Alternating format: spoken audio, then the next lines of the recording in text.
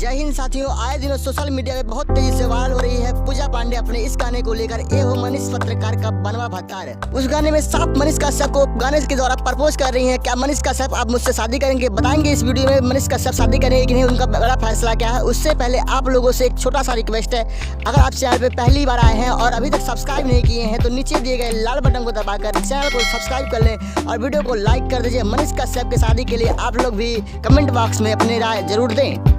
Media से बातचीत करते हुए जब मीडिया ने पूछा कि आप मनीष कश्यप से शादी क्यों करना चाहती हैं, तो पूजा ने जवाब दिया कि हर लड़की चाहती है कि उसका पति जो हो नेक हो, अच्छा हो, दिल के लिए अच्छा हो, देश का सम्मान करे और हर एक इंसान के लिए लड़े। तो मेरा सम्मान कितना करेगा, मैं उनकी पत्नी रहकर बहुत खुश रहूँगी, मैं उनसे शादी करना चाहती हूँ।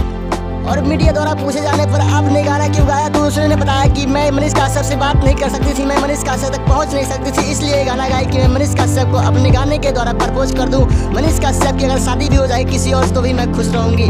जय हिंद साथियों, उम्मीद करता हूँ वीडियो पसंद आया होगा और पसंद आया तो लाइक कर दीजिए और चैनल को सब्सक्राइब कर। जय हिंद, वंदे मातरम।